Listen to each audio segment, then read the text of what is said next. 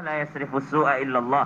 Bismillahi ma sya Allah ma kana min ni'matin fa min Allah. Bismillahi ma sya Allah la haula wa la quwwata illa billah. Bismillahirrahmanirrahim. Dengan nama Allah yang Maha Pengasih lagi Maha Penyayang, yang Rahman, yang Rahim. Maha Pengasih Allah Subhanahu wa taala, tapi Allah juga Maha Penyayang. Jikalau pertanyaan tadi Sony, kok bisa ada orang yang ternyata melalui ritual yang mengandung kesyirikan atau melalui pesugihan-pesugihan yang dilarang di dalam Islam, tapi kok tetap kaya raya mereka? Iya. Padahal kan rezeki dari Allah Subhanahu wa taala. Andai saja itu adalah meminta selain kepada Allah Subhanahu wa taala, tentu saja Allah tidak akan memberi kepada mereka. Maka subhanallah, suatu ketika Nabi Muhammad SAW tertidur di rumahnya, lalu ternyata Sayyidina Umar bin Khattab radhiyallahu anhu arda itu menangis melihatnya, menangis miris dan bersedih. Ya Rasulullah, engkau itu kan penguasa dunia. Mereka itu raja-raja di sana, raja Persia, raja Roma, mereka itu cuma di dunia saja. Mereka itu adalah orang-orang yang mungkin tidak beriman kepada Allah Subhanahu wa taala. Lalu mereka tidur di atas tempat tidur yang empuk.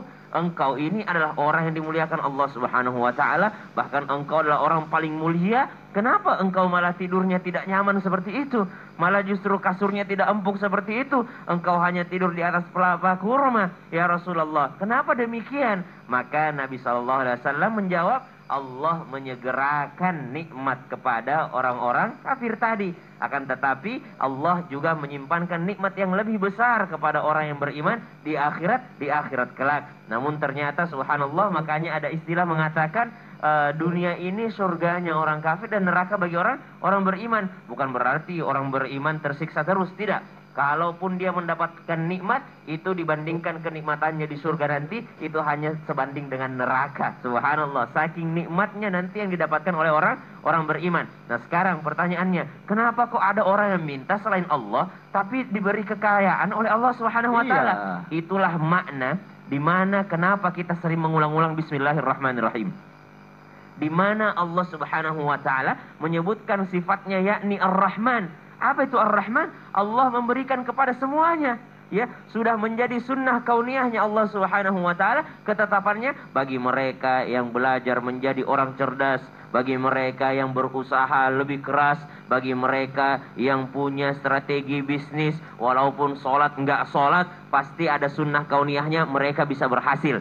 Tapi ternyata itu hanyalah sifat rahmannya Allah Subhanahu wa taala yang diberikan kepada seluruh makhluk, baik yang beriman ataupun tidak beriman, baik yang meminta kepada Allah ataupun tidak meminta kepada Allah, ataupun meminta selain Allah Subhanahu wa taala. Jadi ada yang minta sama jin, dikasih enggak? Dikasih juga sama Allah Subhanahu wa taala. Ada yang meminta kepada gunung, ada yang meminta kepada kuburan, ada yang meminta kepada pohon, dikasih enggak sama Allah? Tetap dikasih sama Allah Subhanahu wa taala, karena yang namanya rezeki itu sudah ada jatahnya. Cuma sangat meruginya orang yang seperti ini, karena mau minta sama Allah, mau minta selain Allah, tetap segitu udah jatahnya. Nah, namun dipertanggungjawabkan nanti di akhirat. Kenapa engkau meminta selain daripada Allah Subhanahu wa taala? Lalu ada sifat Ar-Rahimnya Allah. Ar-Rahimnya Allah itu khusus bagi orang-orang yang beriman. Dan saking sayangnya Allah, itu pelajaran bagi orang beriman sebenarnya. Dikasih juga gitu. Saking cintanya Allah kepada umatnya, ya kepada hambanya, walaupun dia tidak beriman, Allah tetap kasih.